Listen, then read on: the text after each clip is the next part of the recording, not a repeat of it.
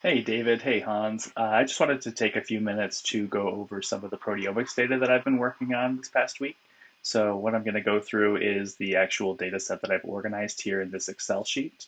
And then I wanted to just talk about some of the things I've done in string and also ask a few questions that I can hopefully engage in a good dialogue with you guys either over email or possibly in a Zoom call. So what I have here is an organized Excel sheet that these proteins right here are all of these significant proteins that have been upregulated or downregulated at the point 1 alpha level.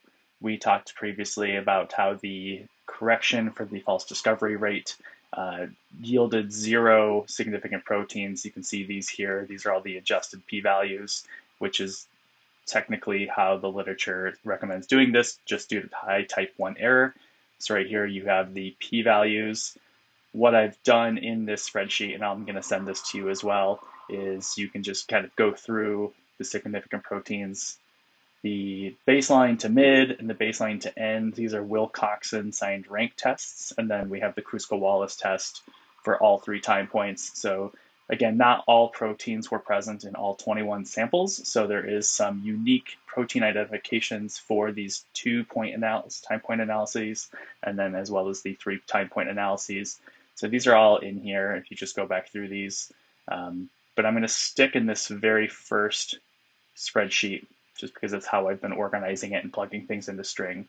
So in the light blue, you can see this legend here. These are the proteins identified through the Kruskal-Wallis test, and you can see that from baseline to mid, here's the log 2-fold change, baseline to end, here's the log 2-fold change. These are sorted by the highest fold change from baseline to mid. So I've mentioned before, serum 100A4, it's amyloid protein. I think this has also been identified several times in the literature. So it's exciting to see this just as an exploratory analysis in this data set.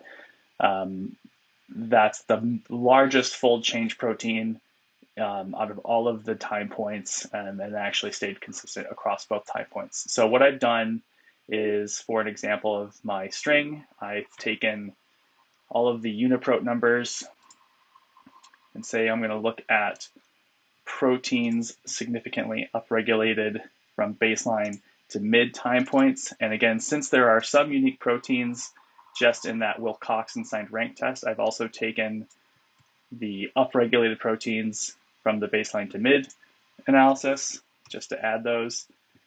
And here we have Homo sapiens selected. And so this, just for going through everything, this lets me identify or just verifies which of the proteins are included. And you'll see some of these are not included in string, and those are the immunoglobulins, which are pretty easy to point out, but they just don't get detected in string.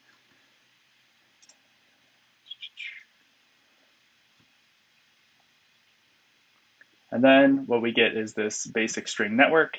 And so just going through some of these, I've been playing around with the settings. I've been looking at some of the tutorial documentation in the website. This gentleman, Lars, is one of the main content creators and housers of the string database. So I've been going through some of his content. And what I'm trying to do right now, and I'm going to go back to writing a bit, because this is not as pressing as just having a fully written manuscript, but I'm trying to really optimize the network visualization of the proteins we have upregulated. So I just wanted to talk about some of the things that I've been doing and just the terminology I've been practicing. So one thing is we would call each of these proteins a node, and then each of these strings is called an edge. So one thing we can do is I can look at the full string network, or I can look at a physical subnetwork, and this kind of refines the questions and refines some of the exploratory analyses that we're looking at. I can look at the evidence, and so these get color coordinated, which is just all of the different ways the string determines and calculates, how strong is the evidence that they're linking these 2 proteins together, not necessarily just through co-expression. I do think the black line, which is just an overall confidence level, is a better, cleaner look. And what I'm really looking to do from this is to identify and just make the data tell a better story. So coming through this, Getting into analysis, we have our biological processes, our gene ontology, and I've just been looking through these from a immune response. So I'm just going to select all of these that I can generally see related to the immune system in some way, shape, or form off the top of my head. But I could, keep color coordinating these. And what it does, like we've seen in the past, is this highlights which proteins are related to which of these biological processes, and go into these Go terms and see how that data actually looks, and follow links to find more information about the genes. And so that's generally what I've gotten to so far. Is I can make pretty pictures like this. One thing I'm trying to do is refine how these are represented, and so we can see that some of these are more tightly linked to each other than others.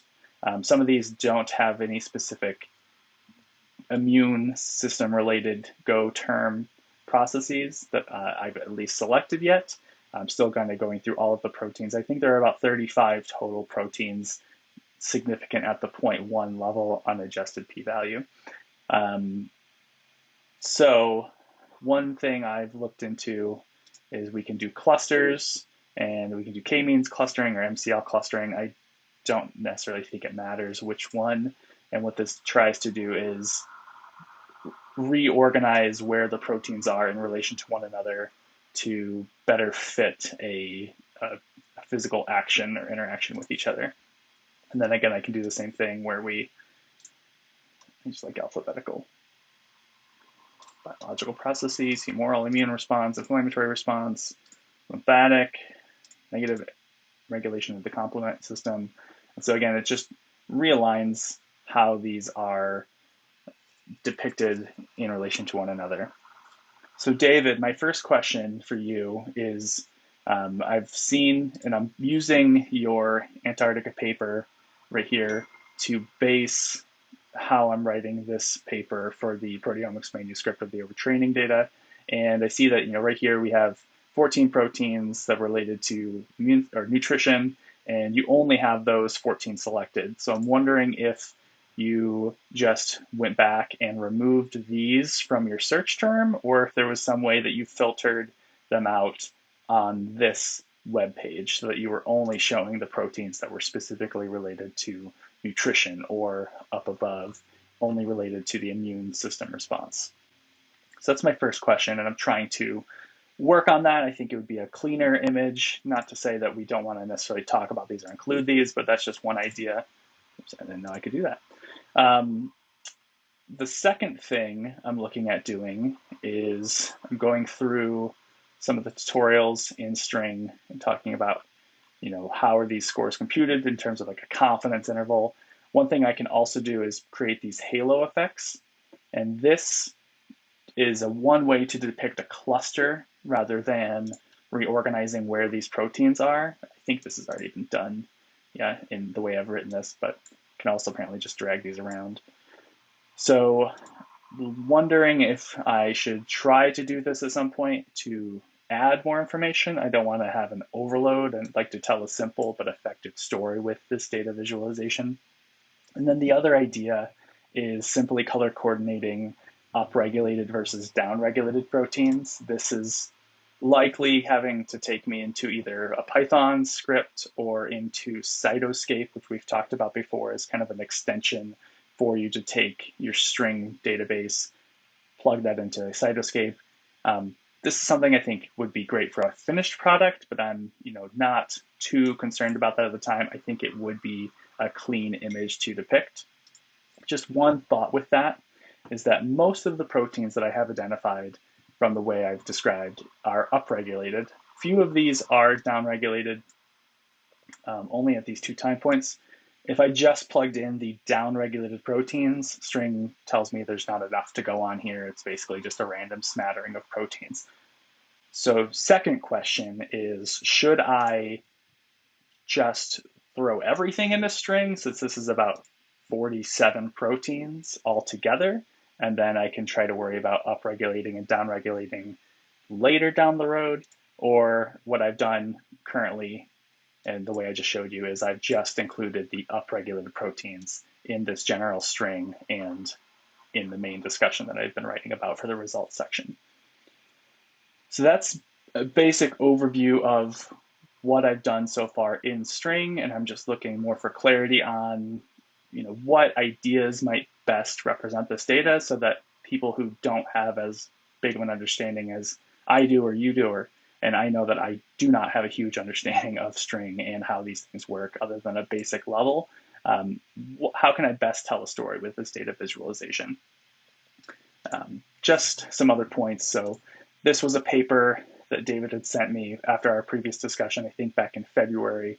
And the idea was here, again, the false discovery rate, correcting for that, all of our proteins were non-significant at the 0.05 level. And so this paper does justify not correcting the p-value for multiple testing, given the exploratory nature of the study, the small sample size, the possibility of high collinearity. And I think those are fair justifications for our paper as well, and just aiming to use that.